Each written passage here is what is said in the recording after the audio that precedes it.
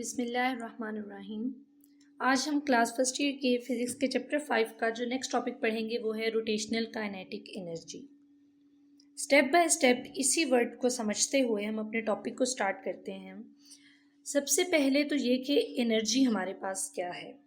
Two ways की energy हमारे पास होती है, टू वेज की काइनेटिक एनर्जी होती है। अच्छा, काइनेटिक एनर्जी अब क्या है हमारे पास, जो भी कोई चीज़ जब मोशन होता है, कोई चीज़ इधर पड़ी है, उसके ऊपर कोई भी फोर्स अप्लाई हुई, उसने डिस्प्लेसमेंट कवर किया, कोई ना कोई वर्क हुआ फोर्स अप्लाई होने पर और वो चीज़ इधर पहुंच गई। इस मोशन की वजह से जो एनर्जी हमारे पास आई है उसको हम कहते हैं काइनेटिक एनर्जी। ठीक है, the energy possessed by the body due to its motion. अच्छा, अब मैंने आपसे जैसे कहा हमारे पास क्या है, दो तरह की एनर्जीज हैं kinetic energies. Number one is translational kinetic energy and the another one is rotational kinetic energy. अच्छा, ट्रांसलेशनल हमारे पास क्या है, सेम वही लीनियर वाला केस है कि लीनियर मोशन की वजह से जो एनर्जी प्रोड्यूस हो रही है। अच्छा, लीनियर मोशन की वजह से एनर्जी प्रोड्यूस हो रही है क्या, kinetic energy is equal to 1/2 mv²। Translational kinetic energy को आप किस तरह से डिफाइन करोगे, इसको आप कंपैरिजन में ले आओगे रोटेशनल से। रोटेशन का क्या मतलब है कि कोई ना कोई चीज स्पिन हो रही है, रोटेट हो रही है, तो रोटेशनल काइनेटिक एनर्जी प्रोड्यूस हो रही है। अब लीनियर के लिए हमने कह दिया कि फिर वो रोटेट ना हो रही हो, ठीक है, और बिना रोटेट हुए एक पॉइंट से दूसरे पॉइंट पर बिना रोटेट हुए चली जाए, वो क्या हो गई, translational kinetic energy, linear motion वाली। अब रोटेशनल का क्या मतलब है, रोटेशनल का क्या मतलब हो गया अब हमारे पास कि रोटेशन की वजह से, ठीक है, कोई चीज स्पिन करते हुए, रोटेट करते हुए कोई ना कोई एनर्जी प्रोड्यूस करे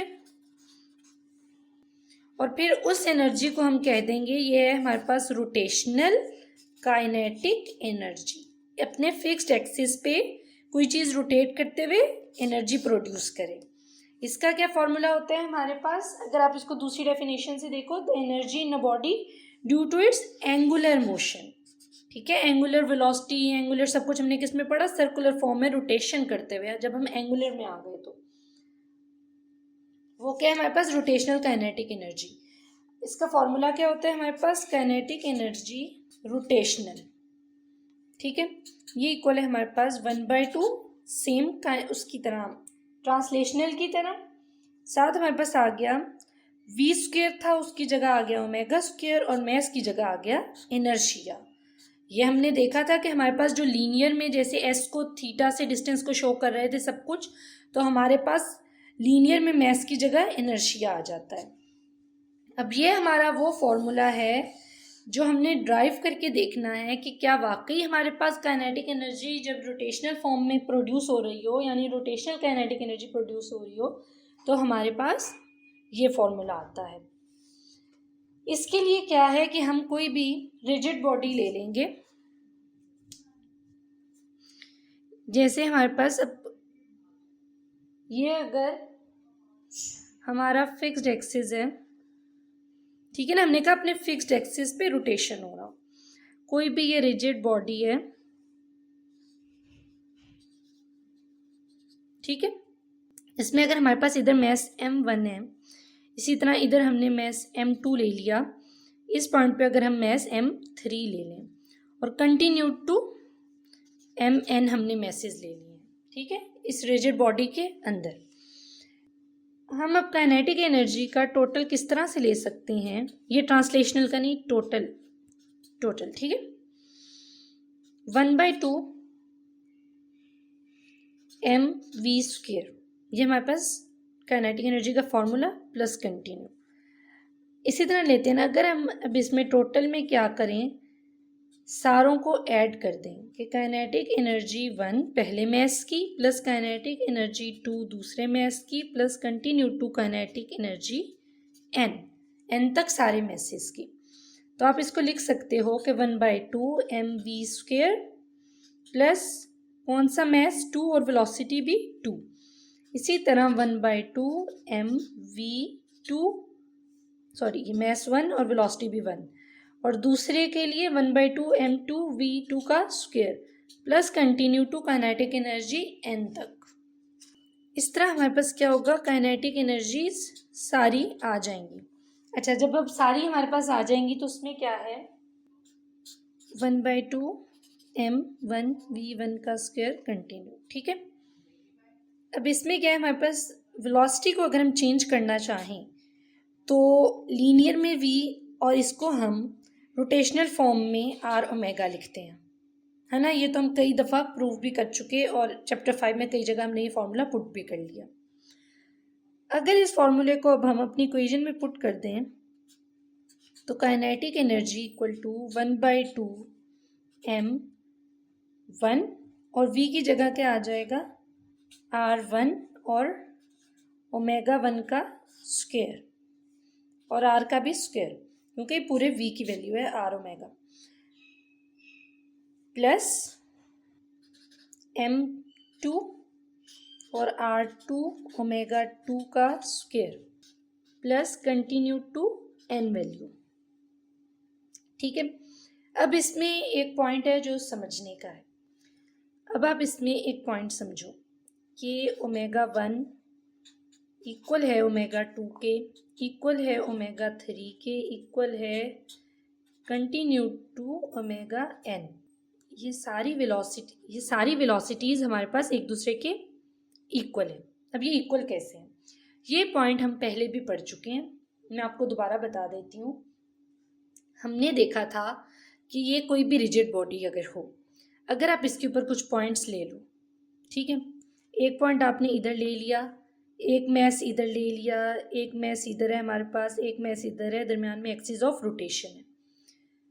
ये रिजिड बॉडी अपने एक्सिस ऑफ रोटेशन के गिर्द मूव कर रही है, ठीक है, अपने फिक्स एक्सिस पे मूव कर रही है। जब ये अपने फिक्स एक्सिस पे मूव कर रही है तो ये सारे मैसेज इसके ऊपर हैं। ये बॉडी एक ही वेलोसिटी से मूव करते हुए वापस अपनी जगह पे आ रही है। ये सारे मैसेज सेम वेलोसिटी से मूव कर रहे हैं। जब ये सारे मैसेज रोटेशनल फॉर्म में सेम वेलोसिटी से मूव कर रहे हैं, सेम एंगुलर वेलोसिटी से, तो इसका मतलब एंगुलर वेलोसिटी 1, एंगुलर वेलोसिटी दूसरे मैस की, एंगुलर वेलोसिटी तीसरे मैस की, continue to angular velocity n, ये सब इक्वल हैं एक दूसरे के, यानी सेम वेलोसिटी से मूव कर रहे हैं। तो इस पॉइंट के तहत हमारे पास ओमेगा आ गया। ठीक है, इस पूरी इक्वेशन को आप लिख सकते हो कि kinetic energy equal to 1/2 m1 r1 omega और इनका स्क्वायर, यानी ये सारी वैल्यूज़ में ओमेगा आ गया आपके पास। अब ओमेगा 1, ओमेगा 2, ओमेगा 3 नहीं रहा, क्योंकि हमने प्रूव कर दिया कि ये ओमेगा है, सेम एंगुलर वेलोसिटी है सबकी। तो अब आप क्या कर सकते हो, अपनी इक्वेशन में से जब आपने कह दिया ये सारे ओमेगा एक दूसरे के इक्वल हैं, तो आप इसमें से ओमेगा को कॉमन ले सकते हो कि 1/2 ओमेगा स्क्वायर कॉमन आ गया, और ब्रैकेट के अंदर आप अब लिख सकते हो कि r1 m1 r square m square plus m2 r2 का square plus continue to n। अब इन सबको लिखना है हमने, तो इस पूरी जो हमारी ब्रैकेट की वैल्यू है उसको हम लिख सकते हैं i इक्वल टू n। ये भी हम पहले पढ़ चुके हैं सारा डिटेल में।